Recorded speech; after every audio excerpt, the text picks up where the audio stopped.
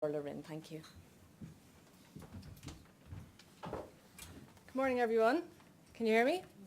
My name is Orla Rinn. I'm the Acting Director for Mason Hayes & Curran. William is partner in the Financial Services Department and co-head of the Energy and Projects Group. He focuses on project finance work, and his practice has a particular emphasis on the financing of infrastructure and energy projects. So enjoy the session, and I'll hand you over now to Will.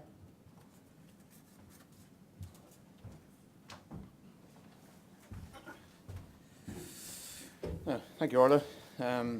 It's energy opportunities while also facing and dealing with some of these challenges.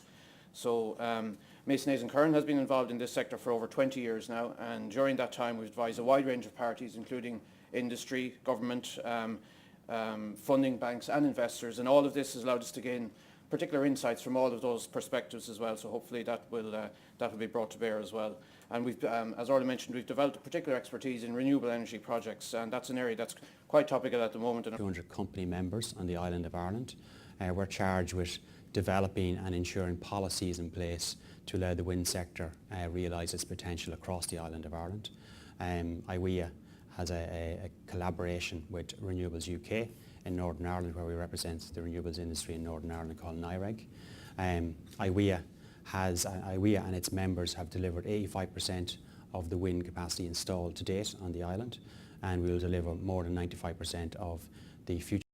And I'll talk a little bit more about that later in the proceedings. Thank you, Paddy.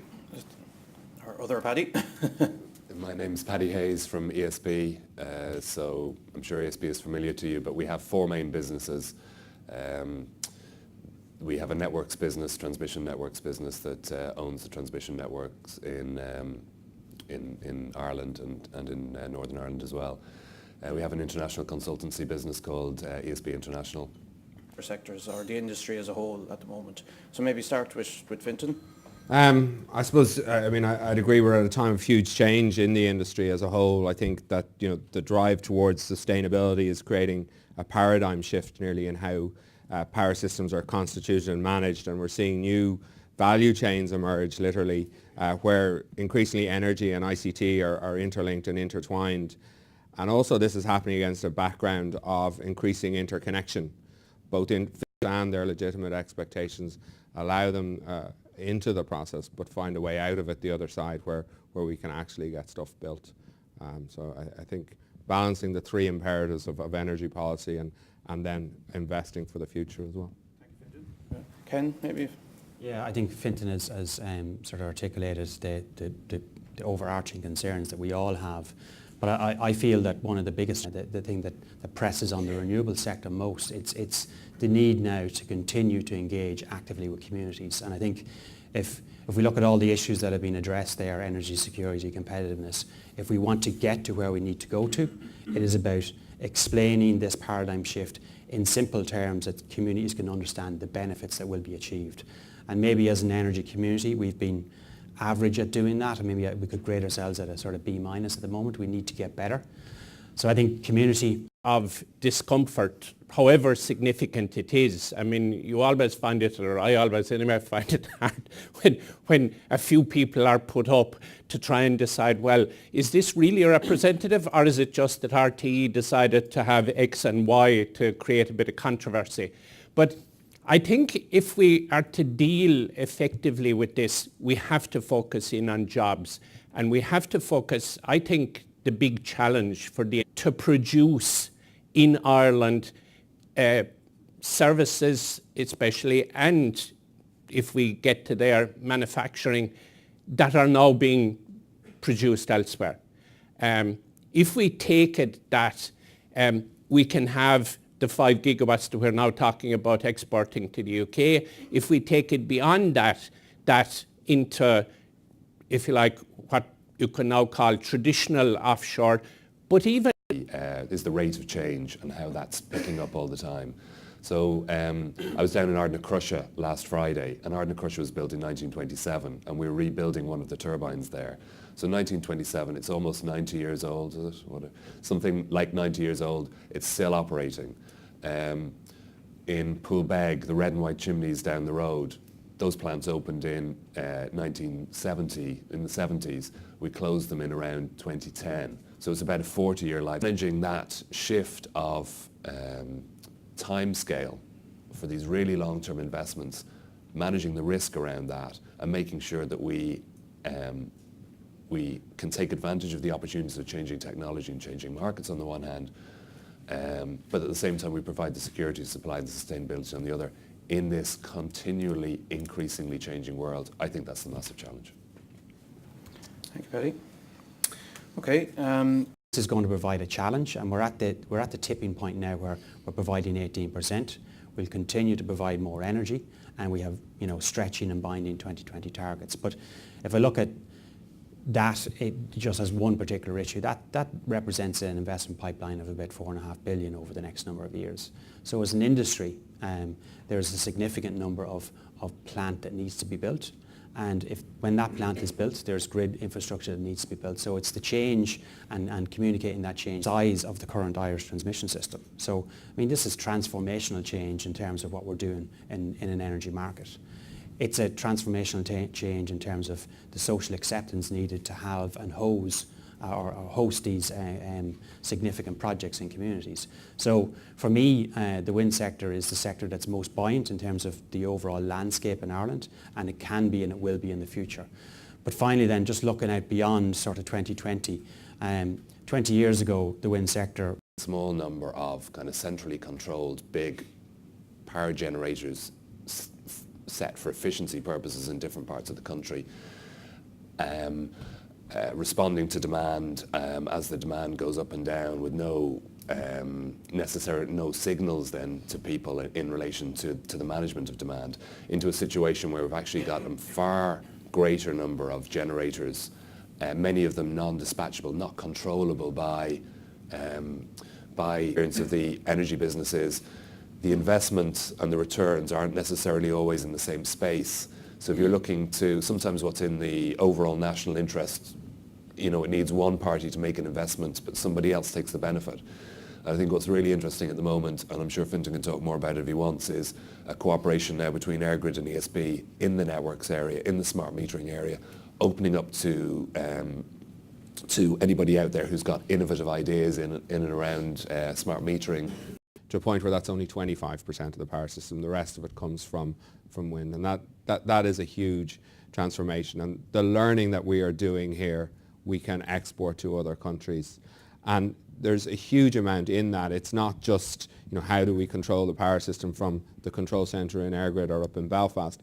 It's also about some of the innovative collaborations that we're doing right across the industry value chain, because I think, as was alluded to, the value chain into the future is liable to be disrupted. And the intergovernmental agreement and this concept of building large-scale wind farms and selling that to other markets, and I suppose in particular the UK, who are struggling to meet their 2020 target.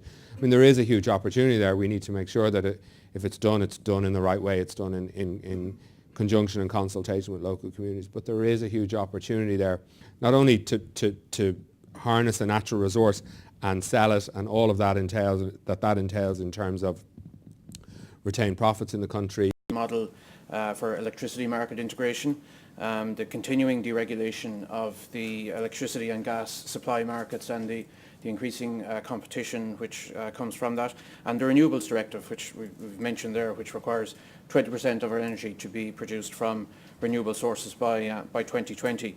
Are there any particular policy or regulatory measures that our panellists think the government could implement to enable greater progress in the industry? Linking it with ICT, where there's a significant involvement in UCD, but then taking it into areas like water, transport, and so on. Now, the whole idea of energy systems integration is that people are seeing around the world that effectively the different energy systems started up in a isolated, called the future grid, which is generally called the smart grid. And one of the reasons why we believe we can become a world leader is that we're now partnering very closely with EirGrid and ESB. And EirGrid and ESB, again, something that isn't, I think, just generally recognised, they are world leaders. I mean, Fintan explained some of the reason, but they are world leaders in the whole area of grid development. So that if we have this... Things that came out in particular when Paddy Hayes was talking there about the scale of change that's going on and all of that. This is in the context of an industry that requires long-term investments.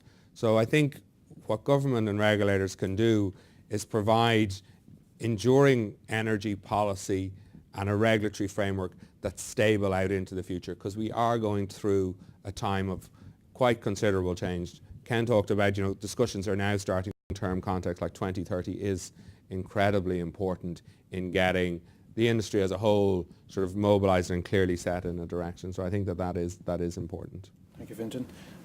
Ken? Yeah, I guess we need to think about energy policy in a longer term framework, as everybody has said here. But we also need to think about energy policy in terms of where we actually are. So we're an isolated small economy on the edge of Europe at the end of a very, very, very long gas pipeline. We're currently 90% IGA, which is going to be controversial, and there's a lot of social change around all that. There's an energy white paper, and we're looking at 2030 targets and how we connect into Europe. The EU target model is Ireland playing in the French, UK and Irish market, and I think as a result of that we need to stop thinking of ourselves as a small island economy. And on a couple of those points. So at ESB we're very supportive of the target model and the UK and Ireland markets coming together. We think there's been massive benefit from the single electricity market for everybody, particularly the customers, the energy customers in Ireland. And I think sometimes we don't give enough credit to the people who actually developed that market, bringing together markets from two different jurisdictions to get that cracked. And until such time as we get large, additional amounts of renewables and maybe dispatchable renewables on the system, we are going to need some of the more traditional generation technologies, and the market has to allow for that. And particularly at a time when actually what's going to happen is the advent of more and more and more wind, in the way Fintan described, is effectively really changing and distorting the market signals for investment for other types. And indeed the Corrib gas field, which is shortly to come on stream, are all helping us to improve and will help us to improve security and price competitiveness.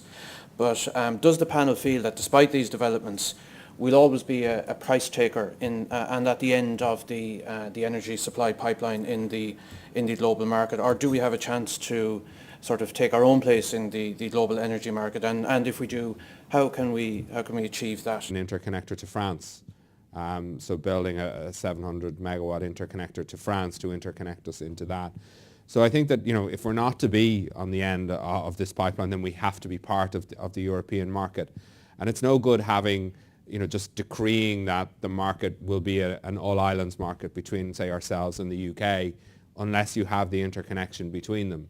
Unless you have a huge level, an increased level of interconnection between them, you'll get distortions along that, and it'll. Paddy Hayes? Yeah, I think, it's interesting. We see at the moment that the guys in Corrib are looking to close out that project sometime over the next while. So we might see for a while that there's gas coming from another source other than through the UK. I know we're characterised as being at the end of, well, I suppose we are at the end of a long gas pipeline, but increasingly the amount of electricity that's generated from gas in the country has been going down. Gas resources eventually come to shore, and as wind develops, as we're using less gas, and as I think interconnection with the UK or the continent increases. Thank you, Paddy. Ken, Yeah, the guys have covered most of it there. Interconnection is undoubtedly for us the route forward. Just like to add to what Paddy has said and say, it is about continuing to are advancing those discussions. That provides a great opportunity for us because we can tap into the resources possibly along the west coast of Ireland. And there's huge wave and tidal resources along the west coast of Ireland that beyond 2020 we need to start considering. So I think from an isolated island nation at the edge of Europe, for once being at the edge of Europe because of the renewable resources we have provides us with a huge advantage. And that advantage, if we play to our strengths, can leave us with a great export opportunity. It is a huge challenge, but it's a challenge that we can meet, provided that we hone in quickly on, and these are the requirements to make it happen. So just to underline that point. Thank you, Paddy.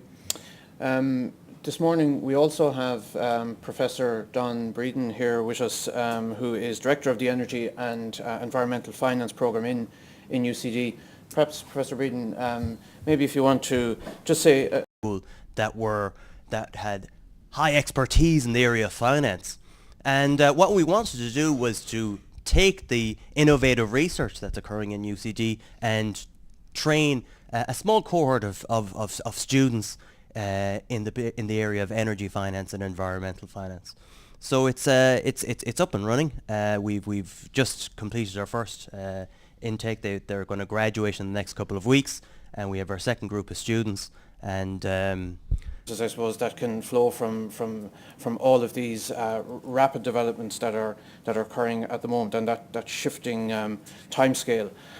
We spoke then about some of the potentials. Obviously the potential for harnessing our native natural resources, be that both the offshore oil and gas opportunity, but also the potential to harness wind, also creating essentially a smart grid testbed, I think, Paddy, was the way you described it, in Ireland, which would attract of itself multinational research opportunities to Ireland, and also working together with ESB and EirGrid to harness that expertise. I think that's a very interesting opportunity. One of the key pieces that we need to ensure that Ken mentioned, I think, which is very important, is add up. You were talking about connecting to the UK with greater capacity and connecting to France with greater capacity. From connecting, trying to sell something that they can produce at home. Am I getting something wrong here? Ken? Yeah. I'll take that one. The reality for the UK is that they connected about 1,300 megawatts of onshore wind last year, which is equivalent to what we've connected in about 8 or 9 years. So because of the size of their system, their population, the size of their market, and to deliver renewable energy at a lower cost than they can deliver themselves. Fintan, I think you want to say. I might add to that. I suppose I would say that Ireland has greater natural resources in terms of wind than France and the UK, with possibly the exception of Scotland. But Scotland also has issues transporting the power south from Scotland into the UK. They're building massive interconnectors actually from Scotland. They're called the bootstraps out into the sea and back down east and west. So I think that we have a competitive advantage in terms of the wind resource that we have here. If you look at a wind map. The EPA in the United States recently announced a new policy to limit carbon emissions from new power plant. I know we have the emissions trading scheme in Europe, but if the EU implemented something similar, how might that transform the energy landscape in Ireland? Paddy? Excuse me, I'll take that. We already, there are already a number of there's a city in Ireland, I'd say over the last number of years has been very much determined by the increase in wind penetration on the one hand, but also by significant market movements in the cost of coal and gas on the other. So coal at the moment is very much a merit. So there's the coal plants in Ireland, our plant in Moneypoint, and there's a plant Kilroot up near Belfast. They're both operating very much in merit, and that cheaper coal is again coming into the wholesale. Discussion this morning has very much focused, as it should, on the industry and how it grows. Clearly the industry is also a key raw material for anybody producing in Ireland Inc., any other industry. So from a selfish point of view of saying how do we grow Ireland Inc. and hence how does the industry grow, and also I suppose if you like, if the people here was kind of the chief executive of Ireland Inc., how should we drive our energy industry? Okay, so it's sustainable and reliable, but also so that we have as competitive... A competitive energy price in Ireland. And I think, that that whether that's, as I say, whether it's manufacturing or services where we, take the Googles of the world, like the Googles of the world are going to use and hopefully will use even more, huge quantities of electricity. I mean, some people say that in time we won't be thinking about exporting our wind power to the UK. We'll be thinking about, using it to power. That must be done at no cost but of benefit to the Irish economy. And Fintan, and both Fintan and myself have touched on some of the benefits, and that's interconnection. There's also benefit in terms of jobs and potentially bringing manufacturing to Ireland. But importantly, it must be done with, the collaboration of community. And, that is clearly proving difficult because there's a level of mild hysteria around this, and there's a level of mistruths and misconception around wind energy in general. But back to what the government have said, they've said... And therefore there's benefits to Ireland in exporting the wind. Would that be correct? Yes, that's correct. There's benefits both to Ireland and to the UK because they have a set amount in their levy control framework over the next number of years to support renewables, and they can reduce their levy control framework probably by about 5 billion over a 25-year frame, or 25-year lifetime of those projects. So there's an economic benefit for us and to the UK. Just to touch on something, the previous... and developing wind farms, I think it's probably more reflective of the fact that we have a very good resource, a very good wind resource in Ireland, and also I think the UK is 7 times a denser population than there is in Ireland. So the opportunities to construct wind farms in the UK are actually running out, and we have a lot more opportunities in Ireland. So I think that's also part of what's driving the development towards Ireland. Maybe we'll take the UK and sort of that, therefore the world price of coal dropping. So it is staggering the extent to which it is having an effect on world energy prices. I suppose personally I just don't see it being developed here in the short term. I think if there is a resource here, and once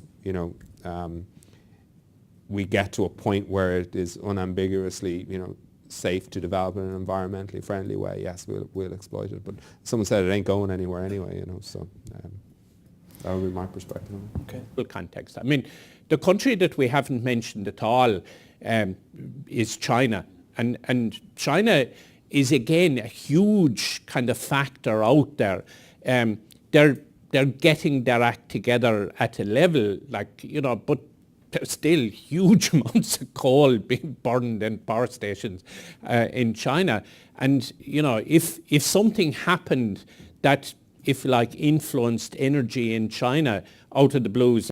We're nowhere near as good as we need to be at it, and I think what we need to get to is a point where there is a rigorous process there that is democratic, that people can participate in, that does consider all views.